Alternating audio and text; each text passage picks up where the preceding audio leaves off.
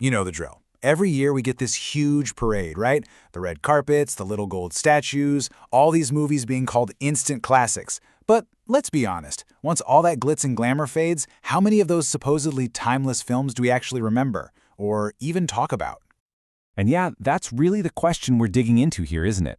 Are the Oscars actually the peak of what cinema can be, or are they something else? Maybe just a really, really expensive PR campaign that the industry runs for itself. So let's pull back the curtain and deconstruct this whole machine. Okay, first up, the industry's game. To really get what the Oscars are all about, you've got to start with one simple question. Who are they for? And the answer, well, it might not be what you think. It's not really about celebrating cinema as this grand art form. It's about the business of Hollywood. And this really breaks it down. On the one hand, you have what we could call cinema values. Things like taking real risks, having a unique vision, maybe even making the audience a little uncomfortable. But then, on the other hand, you have industry values, which are all about safety, protecting the brand's image, and, well, protecting their financial interests. And the Oscars, they almost always live in that second category. So why is that? Well, you have to look at who's actually voting. The Academy isn't some objective council of film gods. Nope. It's a group with a very specific vibe. For starters, it's largely American. So right there, you've got a built-in cultural bias. The voters? They're all tangled up with the big studios. And for a long, long time, the membership has been, well, let's say older and more conservative in its taste. So what you end up with is a group that's basically, like it says here, allergic to anything that feels like a real risk. And that's the absolute key to all of this. When an Academy member is filling out that ballot, the question in their head isn't always, did this film push the art form forward? It's more like, does this film fit our brand? Does this make Hollywood look good? Does it project the image we want to project? And that right there is why you see the same types of movies win over and over again. Those safe biopics, the respectable period dramas, they're perennial favorites because they're perfectly on brand. This quote just nails it. The Oscars aren't a competition of quality, they're a competition of exposure. Because think about it, this is not a level playing field at all. The big studios spend millions of dollars on these for-your consideration campaigns. They're hiring the best PR firms, throwing fancy parties, just trying to create buzz. I mean, there are over 9,000 voting members now. Do you really think they have time to sit down and watch every single film that's in the running? No way. They watch what's put in front of them, what's getting all the attention, so it stops being about the best film and starts being about the best and biggest marketing budget. So what's the result of all this? Well, this constant preference for what's safe and familiar has accidentally created something, well, it's both fascinating and kind of frustrating. It's basically a whole new genre of movie, one that's engineered from the ground up just to win awards.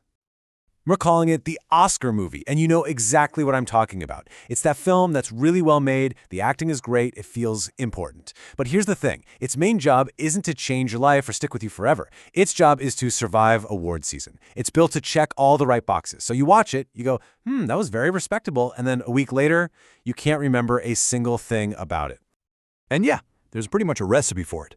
Step 1, base it on a true story. That gives it instant weight, right? Step 2, take on a serious issue, but you got to do it carefully. Don't be too controversial, don't alienate anyone. Step 3, drench the whole thing in a big, emotional musical score that basically poops you in the ribs and says, okay, time to cry now. And finally, step 4, no matter how dark the story gets, you have to end on a hopeful note. The Academy doesn't reward raw, messy creativity as much as it rewards a perfect execution of this formula. And this formula applies to acting too. The performances that tend to win are the ones where you can see the effort. The big physical transformation, the spot-on impression of a famous person, that one huge, tear-filled, screaming monologue. It's like acting as a triathlon. But what about the quiet, subtle performances? The ones that are so natural they don't even feel like acting. Yeah, those often get ignored, just because the work isn't as loud and obvious. So, okay, if the Oscars just keep rewarding the same formula, how does that look when you hold it up against, actual film history? Well, let's just say the Academy's track record, it's not just a little off. It's kind of embarrassing, honestly. Let's do a quick lightning round. Alfred Hitchcock. The master of suspense. This guy literally wrote the rule book for modern thrillers, nominated for Best Director 5 times. And how many times did he win? 0, not once. Okay, how about Stanley Kubrick? 2001, Dr. Strangelove, A Clockwork Orange. I mean, his movies are literally taught in film school, nominated 4 times for Best Director. His win count? Also 0. And one more for you, Sergio Leone, the man who basically invented the spaghetti western, influenced directors like Quentin Tarantino. I mean, his style is iconic. So how many Best Director nominations did he get in his entire career? You guessed it, a big fat 0, not even 1. And that's really the whole point, isn't it? The list of absolute giants that the Academy just completely whiffed on it's staggering. It proves that the Oscars are a terrible predictor of what's going to stand the test of time. They aren't writing history, they're just a snapshot, a time capsule of the industry's mood in one particular year. All right, section 4. So where does all this leave us and that shiny little golden statue? It means we just need to put it in its proper place. It's not the final word on what makes a movie great. It's just a footnote. This right here, this is the big takeaway. Cinema history is not written by the Oscars. The Oscars are a footnote in cinema history. A film's real legacy isn't decided on some fancy night in Hollywood. It's decided over years and even decades. It's decided by the people who keep watching it, talking about it, teaching it. The Oscar is just one tiny and often wrong little entry in a much, much bigger story. So what really matters then? What makes a film truly great? It's not about how many trophies it has sitting on a shelf. It's about its influence. Does it inspire a new generation of filmmakers? It's about its staying power. Do we still care about it 20, 30, 50 years later? And it's about its relationship with time itself.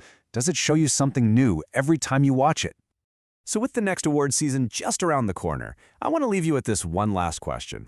By all means, enjoy the show. Have fun, argue with your friends about who should have won, get mad about the snubs. It's a spectacle and it's entertaining. But just remember what's really going on. And ask yourself, are you watching the film? Or are you watching the campaign?